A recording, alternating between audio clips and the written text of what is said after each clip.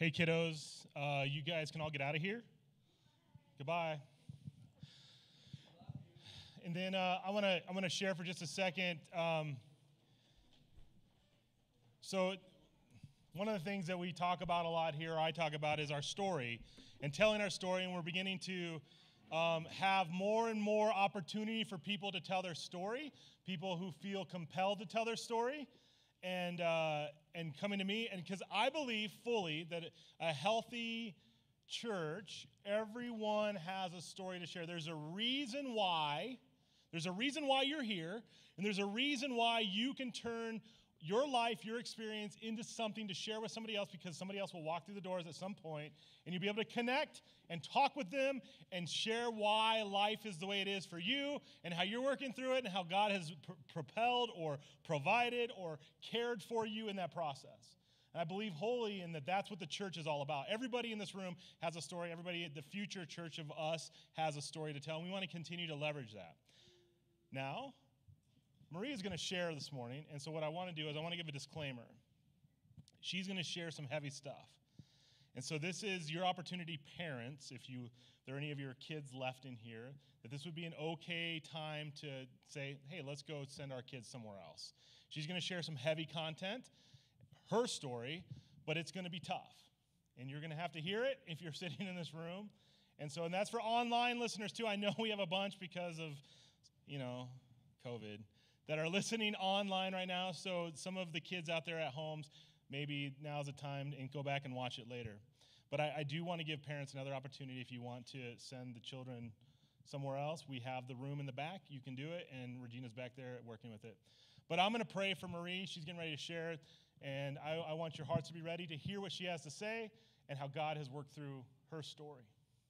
So Father in heaven, there is nothing under the sun that you don't know. And Lord, I pray that you give Marie the right words, that you have helped her craft some of the words that she's going to share this morning. And Lord, I pray that your Spirit is active in using her words to impact and encourage and to help us grow.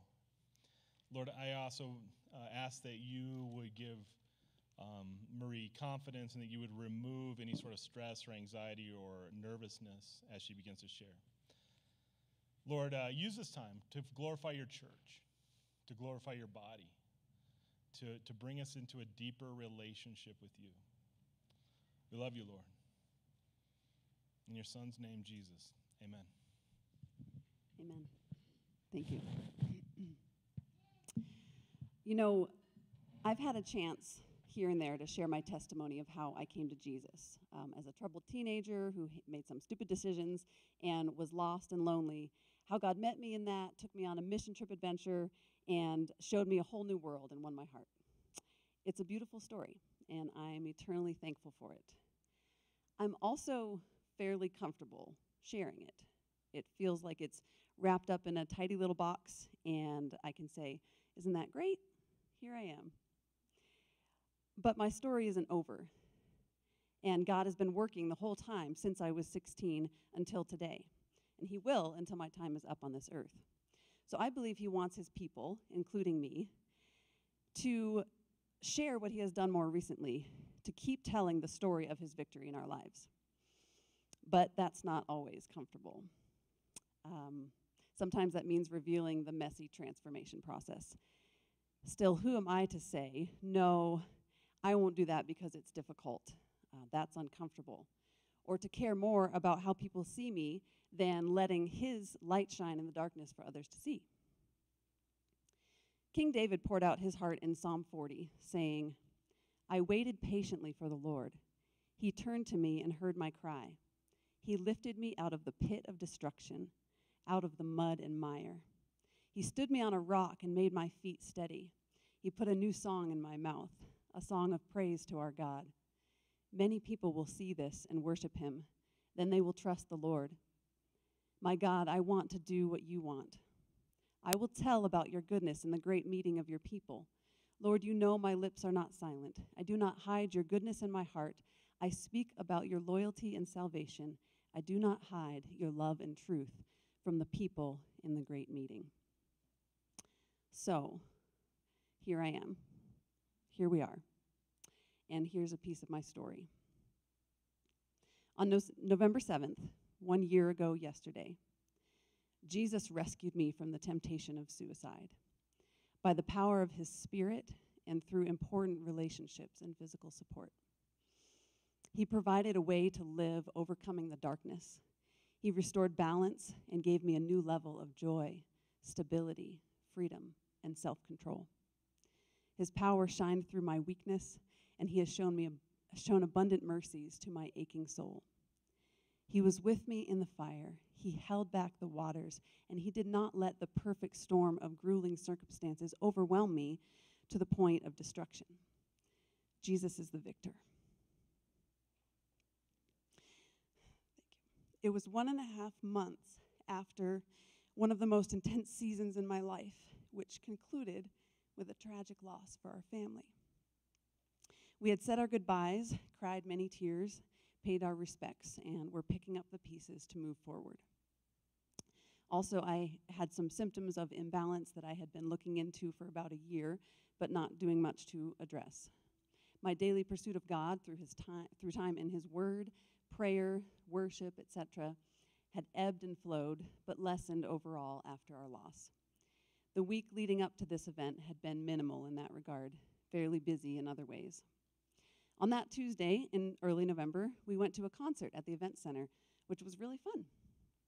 On Wednesday, I felt a bit depressed and laid low at home. And then on Thursday, the ache and the burden felt unbearable, just like that. But despite the strength of the temptation I felt to take matters into my own hands and do something terrible, and despite the heavy mental fog I was under that day, God provided a way out. He did not leave me in my time of need, and over time he has fortified me to face each day with greater strength and hope. I see the hand of God the Father, the reckless love of Jesus, and the power of his Holy Spirit in this, and I'm thankful to that perfect, holy, three persons in one God for his provision in these ways. Deep connection with Jesus fostered over years of daily pursuit, plans on the calendar, and a habit of being faithful to show up for those people. Relationships strengthened over time through regular intentionality. Ways to support myself physically, counseling with my therapist and my pastor, grace for each day after that near miss, to show up for the basic tasks of living and the important events in my life. Because my relationship with Jesus was intact, as in I had received his invitation earlier in life to receive God's forgiveness and be reconciled to him, and had given my heart and my life to him, I had those years of following him to offer a foundation. Being in right relationship with God through Jesus facilitated that vital connection. His work in my life had produced character to more consistently follow through with commitments made, and I had an appointment with someone scheduled for that morning, someone I sought to serve, and I did not want to miss that Zoom meeting with her. A couple people played a vital role in my life that day, and I see the evidence of that relational capital invested. My dear husband responded to my texts with words of compassion, truth, and deep care for me. My friend Hannah took my confession seriously when I told her what had happened that morning. God had kept me safe through those scary moments and directed my steps to keep moving forward with the day's activities, which led to piano lessons at Hannah's house in the evening. Once the kids were out of earshot, I answered her genuine inquiry about how I was doing with a simple statement. I was tempted to kill myself this morning. She looked at me with love in her eyes and said, "Oh, Marie, that's a tough place to be. I'm sorry." She hugged me and welcomed me in my brokenness, and she asked, "Do you feel safe to go home tonight? I'm right here if you need anything," as she knew Joe would be working late out of town that night. I told her I thought I would be okay since the kids were with me, and she reiterated that she was just a phone call away and 10 minutes down the road. I very much appreciate that. I mention this part in detail because it shows why God intends for us to live in relationship with fellow believers he puts in our lives, and how important it is to foster those relationships so we can be there for each other. Also, telling someone was huge for me, having someone who felt safe to tell, and how well she responded. What a difference that can make. The time put into fostering my relationships with God and his people in my life was well spent on those more up days, because when the down day came, they were accessible. Still, I was starkly reminded not to get lax in my pursuit of the Lord and consumption of his word daily. Be alert and of sober mind. Your enemy, the devil, prowls around like a roaring lion looking for someone to devour. Resist him. Stand firm in the faith, because you know that the family of believers throughout the world is undergoing the same kind of sufferings. 1 Peter 5:8-9. On that day, I felt the heat from the roaring lion's mouth at my back as I faced what seemed like the inevitable. But God was there. His angels would not let me fall off that proverbial cliff. His strong hand guided me out into a clearing where I could begin to see truth again. In the season immediately following that dark Thursday, I was so emotionally spent, numb, pretty impenetrable. You know, the activities, the Sunday school answers, or even the songs that usually spoke to me generated no response in me. But on that Sunday, the worship team played a song that I hadn't heard before, and it was perfect. It said, "There's a grace when the heart is under fire, another way when the walls are closing in. There was another in the fire standing next to me. There was another in the waters holding back the sea." You see, in the moment, I had not felt the palpable presence of God with me in a sweet awareness like I had been blessed to experience at other times in my life. I had walked away thankful, yet traumatized and a little unsure of what had just happened. So when they sang that song, it was like Jesus was saying to me, I was there. I never left your side, and you're still here.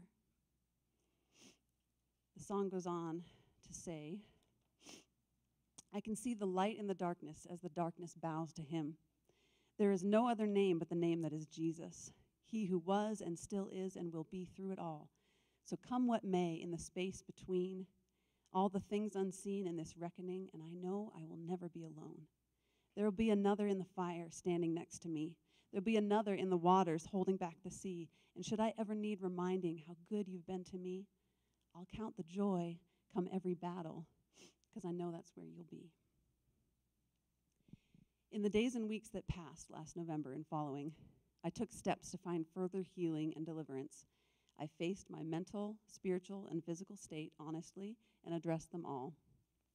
I told my friend Leah the next day and started to tell others here and there as the opportunity presented itself. That included making an appointment with this guy, Pastor Jason, even though I didn't feel like talking about it. I figured that was a thing that made sense to do. When hard things happen, you talk to your pastor, right? So I did. And it turned out he had some great advice that proved to be quite useful for me. What do you know? Per his insights, I made some logistical changes to my morning routine that made a difference, and I approached my daily goals more simply. During our conversation, I remember expressing my spiritual doubts and frustrations about some things that weren't meeting up to my expectations. Essentially, I asked, if these fruits are evidence of life with Christ, why don't I feel that joy in my life? And he replied, but do you have any at all? Any joy, any peace, hope? Yes. The answer is yes. I do experience joy and peace in the deepest parts of me. And I do have hope that I can hold on to confidently. I have a sense of purpose in my life. I had to do some things to support myself physically so my mind and body could function more like they were meant to, and that's okay. To help make that emotional connection more often with the goodness of God and his many gifts in my life. Several moments since that day, I felt powerfully like I'm living on borrowed time. Attending my daughter's student-led conferences in her kindergarten class, enjoying time away with my husband on our trip to Yellowstone for my first time, facilitating women's group fellowship, pivoting with the rest of the world during this unprecedented time to spread hope and peace to questioning hearts. Simple, everyday moments at home with my family, savoring their preciousness.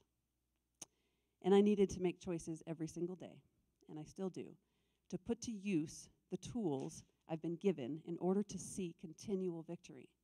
Lean into that miraculous transformation and walk in freedom with eyes on the prize, yet with patience and presence here, now. To know the feast is coming and the eternal rest and consummation of faith and joy and glory is coming. But this is still the battle. There is work yet to be done here, and I will show up for it because my Jesus is worth it today. And if he can rescue me from the pit and sustain me in the battle, he can do the same for you, whatever that looks like. Thank you.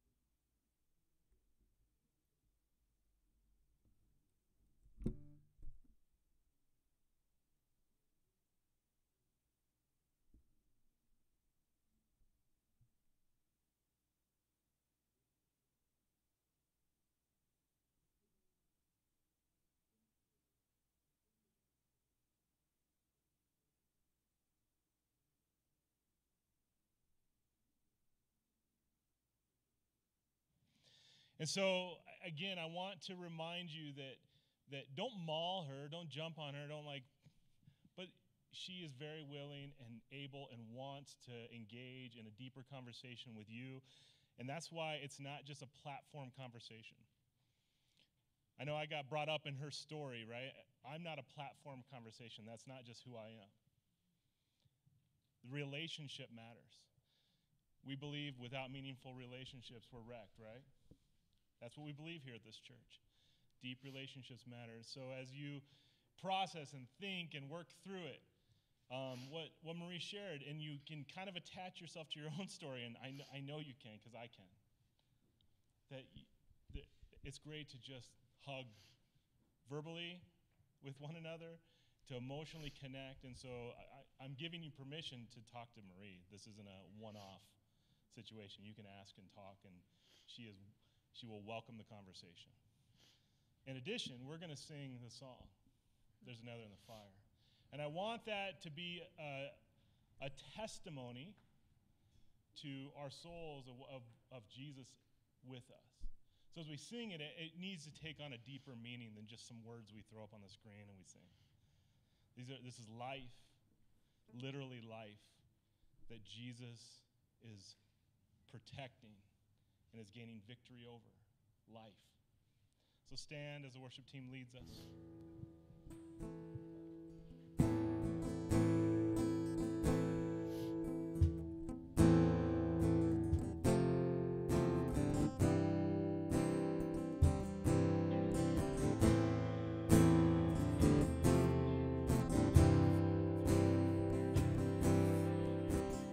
There's a grace where the heart is under fire.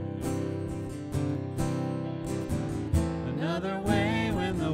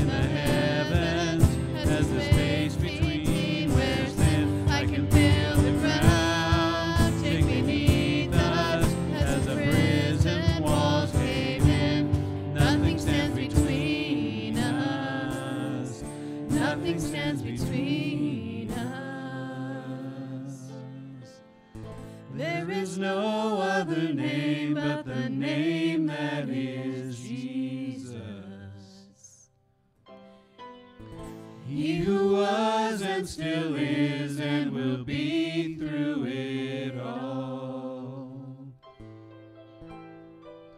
So come what may in the space between all the things unseen and this reckoning, I know I will never be alone.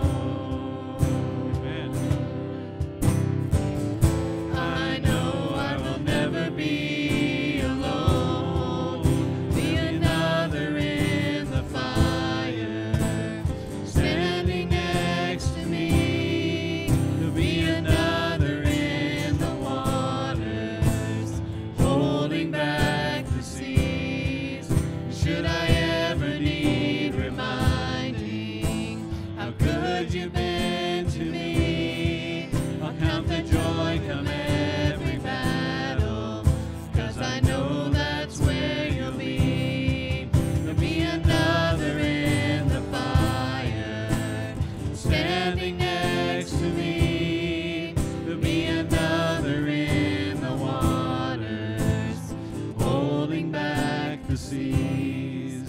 Should I ever need reminding how good you've been to me, I'll count the joy come every battle, 'cause I know that's where you'll be. I'll count the joy come every battle, 'cause I know that's where you'll be. I'll count the joy come every battle, 'cause I know that's where you'll be.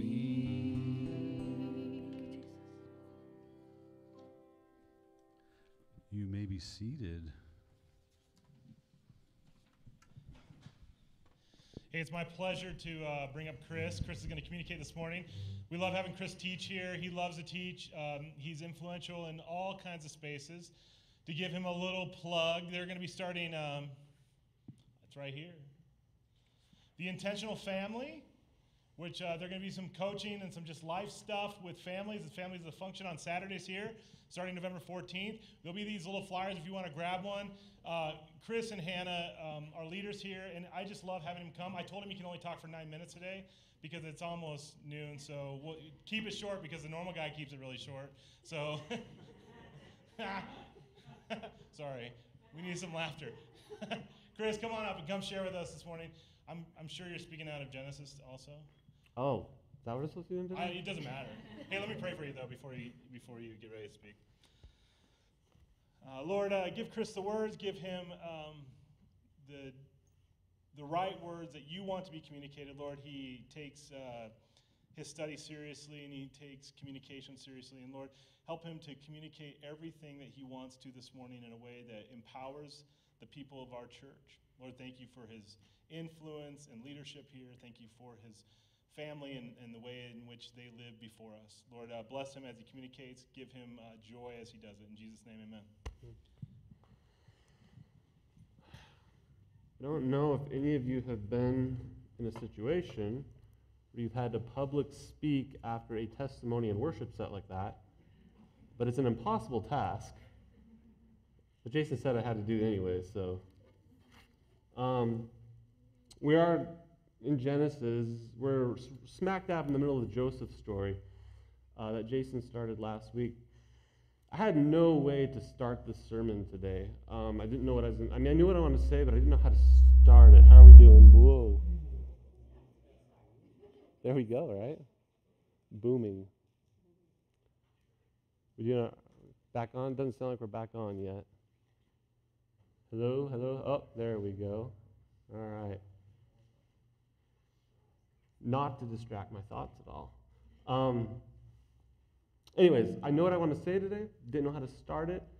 And somehow, God just does this. Here we go again, right? God just does this.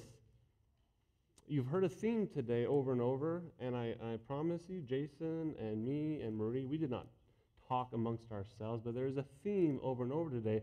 A word you probably heard a lot, the word was story. And it's exactly what I want to talk to you about today in the Joseph story. Now, the Bible The Bible is given to us in a lot of different literary forms. There's poetry, there's history, there's prophecy, there's speeches, and there's really good stories. And I love literature. I'm a literature fanatic, a critical thinker of that sort. I'm going to kind of geek out on you a little bit here today, probably. I'm going to get excited about things of story that may be like, I don't know what he's so excited about, but you're going to see me probably geek out a little bit because I'm going to talk to you about story today, because the Joseph narrative is actually given to us in a very intentional story form. It's actually a 3-act story. Last week we heard the beginning where, you're used to this format, right? The, the protagonist is doing life as usual. He's got life as normal going. And something happens, and we heard about it last week. Something happened with Joseph and the conflict with his brothers, and he's thrown into this just turbulent life, this story. And you see this transition and this change of this character. And that's what we're going to talk about today. We're right here in the middle, Act 2, if you will. And then Act 3 kind of wraps up, right? Goes back to wrapping up the conflict that started at the beginning. So Joseph is actually given to us in a very intentional story form. And what I want to pull out today, if you will, don't mind me being a little scholarly, what I want to pull out today are some story themes. And there's a reason for this. There's a good point to showing how and why this is a story. But the themes I want to go over actually are introduced in Act 1, which we talked about last week. So the first theme is introduce how Joseph finds favor with Jacob. Jacob loves Joseph more than anybody else. So the first theme is that Joseph finds favor with the master. Okay?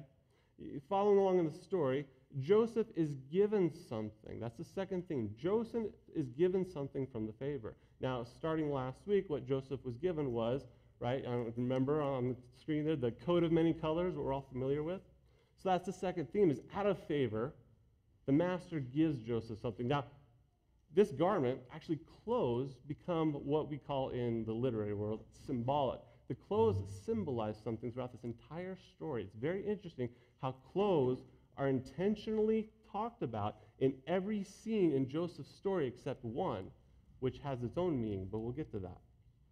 The third theme I want to pull out is that Joseph is mistreated. Okay? Joseph is mistreated by his brothers. They take his robe, they throw him in the pit. And the fourth theme is that he's cast out and cast down. And you see this. He's cast out of the house. Last week his household was Jacob's household. He's cast out and he's cast down. So this is where we're going to pick up today, is Act 2, if you will, where he's cast down into the prison. Or not prison, I'm sorry, we're not there yet. He's cast down to Potiphar's household. Okay? So he's at Potiphar's household. He's been a slave there a while, but he's risen, right, to be the head of all the slaves. So this is what it says in Genesis 39, starting in verse 2. It says, "The Lord was with Joseph, so that he prospered, and he lived in the house of his Egyptian master. When his master saw that the Lord was with him, that the Lord gave him success in everything he did, Joseph found favor in the eyes and became his attendant. Potiphar put him in charge of his household, and he entrusted to his care everything he owned." So theme 1, he finds favor with Potiphar. Theme 2, Potiphar gives him authority over his whole household. Theme 3, if we follow along in the story, as you guys might know, Potiphar's wife gets some eyes for Joseph, right? Tries to seduce him a number of times. Joseph constantly is thwarting these attacks, if you will, until finally she kind of traps him in this secluded place, a room in the house, and when he tries to escape her clutches, she grabs his garment and he escapes. Now, some of your translations will say cloak, and if you watch the nice little kiddie versions of this story, you see Joseph running off with this coat being pulled off, But if you look at the actual Hebrew, the word for garment there is more like akin to us wearing a shirt or pants. It's something that doesn't hide the complete nakedness, the private parts, but it hides a lot of the nakedness. So there's symbolism happening here in his garment, because at first we see Joseph with this really colorful outer coat, right? A status of who he is in the family. But the coat is stripped from him, and he's cast to becoming a servant. So now he's got servant's clothes, but these clothes are stripped from him too. So that is the third theme. Joseph is mistreated by Potiphar's wife. And then we get to the fourth theme, where Potiphar doesn't really give a second thought, right? He just seems to you would think Potiphar's wife has a history of probably being a little manipulative and controlling. You don't just turn that on usually. And Joseph has a history of being trustworthy, and yet Potiphar hears this story and he's like, oh, okay, Joseph did this, he's going to prison. Another reason why I think it was more of a garment that she had, because if she just had his coat or cloak, it'd be really hard to blackmail him or prove, look, he's trying to seduce me because I have his coat here. But if she had the garment that hid a lot of his nakedness, probably the only garment he had as a slave, that's a little more evidence that look what Joseph was trying to do to me. Okay, but he's mistreated and he's cast out from Potiphar's household and cast down to prison. Okay? You see these themes happening over and over. This is very intentional story strategy right here, where they're drawing out something. So now he's in the prison. We're in Genesis chapter 39, starting at verse 20. It says, Joseph's master took him and put him in prison, the place where the king's prisoners were confined. But while Joseph was there in prison, the Lord was with him. He showed him kindness and granted him favor in the eyes of the prison warden. Theme 1. So the warden put Joseph in charge of all those held in the prison, and he was made responsible for all that he was done there. Theme 2. Sometimes we read this and I think we think that Joseph had authority in the prison, but what it's saying here is that he was put in charge of the prisoners. He was actually there to serve and take care of the prisoners. In fact, it says when he talks to the baker and the cupbearer, when they tell him his dreams, it was while he was taking care of them. So there is this trust that is given to Joseph, right? And the trust is to take care and make sure everything in the prison is handled. The warden paid no attention to anything under Joseph's care because the Lord was with Joseph and gave him success in whatever he did. So we've got two themes going on there. And Joseph's taking care of everything, and Joseph does a really good job. And this is the king's prison, which means the people who offend the king or people who work for the king, the Pharaoh, when they do something wrong, this is the prison that they're put in. So he's managing this. So somehow the king's cupbearer and baker end up in prison. And as Joseph's caring for them, they have these dreams, right? And they come to him with these dreams, and the cupbearer comes first with his dream, and Joseph interprets his dream and says, hey, in 3 days, Pharaoh's going to lift you up and restore you. The cupbearer says, hey, that's not a bad deal. The baker hears this and says, wow, if that's going to happen to him, what does my dream mean? So the baker brings a dream to Joseph, and Joseph says a very similar thing. Hey, in 3 days, Pharaoh's going to lift you up. Here's another interesting little literary thing, right? He uses the exact same words, kind of dramatized. Pharaoh's going to lift you up and then remove your head.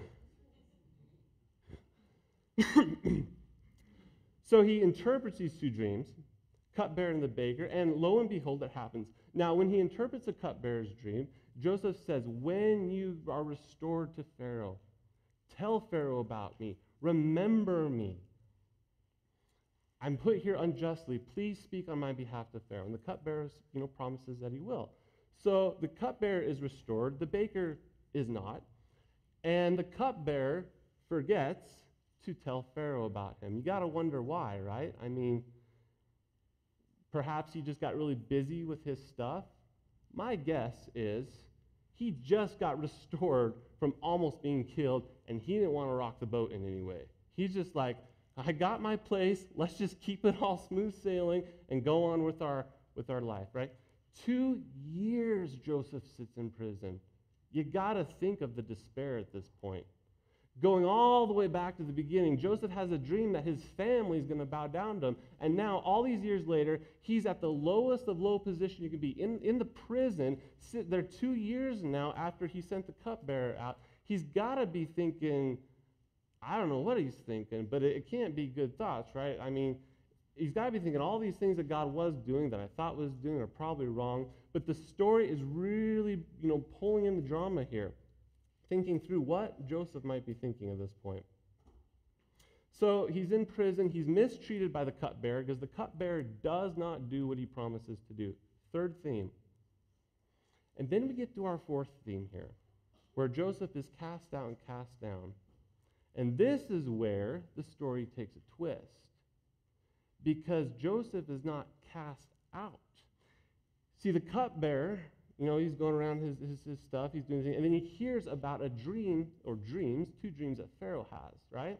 He has two dreams. One where these grains, some say grain, some say corn, but these ears pop up in Pharaoh's dream, and there's good, healthy ones, 7 of them, and 7 sun-scorched and wind-torn ones, and the sun-scorched, unhealthy ones gobble up the healthy ones, right?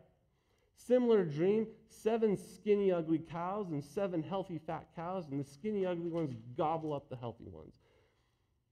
Now, Pharaoh doesn't know what to do with these dreams, so he does what Pharaoh does. He brings it to his dream interpreters. Actually, in my studies of Egypt, I found that there was actually a school in Egypt called the School of Life. And at the School of Life, what they taught was dream interpretation. So they actually had techniques and ways to interpret dreams, and they bring this to Pharaoh, or Pharaoh brings his dreams to them, and they're like, all of our techniques aren't working here. We don't know what to do with these dreams. You see, if they were just magicians or fortune tellers or soothsayers or just people kind of pulling the rug over your eyes, if it was me, I'd be like, here's what your dream means, because Pharaoh could kill these guys for not interpreting his dream. But whatever the case, they don't interpret it. They say we can't. And that's when the cupbearer says, aha, I can actually be the hero here now. Now's a good time to tell him about Joseph. Oh, Pharaoh, forgive me, because I've been wrong. I did this thing. I promised this guy I would tell you about him, and I didn't do it, but here you go. Here's a man that interpreted dreams for me and the baker, which both came true, and now I think he can interpret the dreams for you. So, fourth theme, but here's a twist. Joseph is not cast out from prison, he's called out. And he's not cast down, but he's called into Pharaoh's court. Now you'll notice it is in prison that the garment is never mentioned the whole time. Why would the writer here be so intentional about telling us his clothes in every scene except for the prison? Clearly Joseph was wearing clothes in prison. But as far as story symbolism goes, look at the progression. Joseph is descending. He starts with this coat of many colors. It's ripped from him. He has normal slave garments. It's ripped from him. He's in prison pretty much symbolically nude. He's stripped and nothing. He's got nothing left. But then he's called into Pharaoh's courts, and he's given a new change of clothes. He's given a haircut. He's made to look presentable. So we still have this theme, this symbol of clothes, but now is going in reverse. This fourth theme of being cast out and cast down, we start to see this reversal happening. He's no longer cast down. He's actually brought up.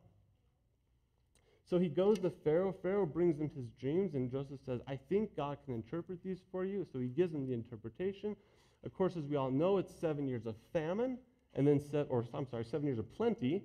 We all know, as I say it wrong. 7 years of plenty, and then 7 years of famine. But along with the dream, Joseph takes the opportunity to make a suggestion. Hey, maybe you should put somebody in charge of this that can monitor the years of surplus, collect as much as you can, and be prepared for the years of famine. Pharaoh thinks it's a great idea. And who better to put in charge of it than the guy who came up with the idea? Genesis 41, 39 through 43. Then Pharaoh said to Joseph, since God has made all this known to you, there is no one so discerning and wise as you. You shall be in charge of my palace, and all my people are to submit to your orders. Only with respect to the throne will I be greater than you. So we find Joseph finding favor with the master of the house. We find Joseph being given something, but here's a twist, right? He's not just given one thing, he's given 3 if we read on.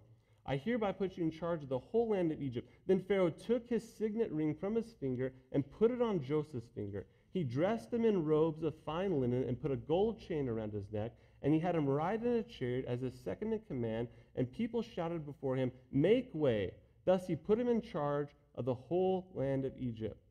You see, Joseph had been given a garment, Joseph had been given authority, and Joseph had been given service, and they were all taken from him. And now Joseph is given clothes, royal clothes, authority clothes. Joseph is given authority over all of Egypt, and Joseph is given service to take care of Egypt and the surrounding lands during the famine. Everything that was taken from Joseph now in this story is being given back, is being restored to him. This is the climax here as far as we're concerned with today's sermon. But I wanted to talk to you a little bit about why I wanted to pull out the story and its themes. Because when I read a story, the reason I read or the reason I watch a movie, and I think this is true for many people, but not all the times, but a large reason we enjoy stories is because we love to live vicariously through them.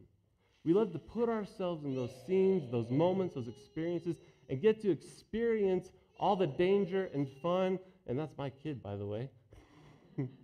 Oh, yeah, we're going to be doing intentional family. You can have kids like this. Just come to our group.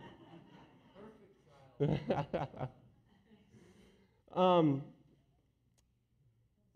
I get engaged in a story, I love to live vicariously. I love the danger without the risk, right? The emotional experience, the journey. But what makes the story really good is when the protagonist, the character through the story, changes in such a way it causes a change in me, right? Isn't that when you walk away and just feel like that was a good story, when you feel changed because of the journey you went through? And I think there is a change for us here. I think this is given to us as a story because I think the writer's saying, I want you to live vicariously through this. I want you to experience something here. And you know, when we live vicariously through stories, what we tend to do, because this is how we see our life, is we tend to be the hero of the story. We want to put ourselves in that hero spot. We see ourselves as the heroes of our own story, right? Life fails or succeeds based on what I do with it.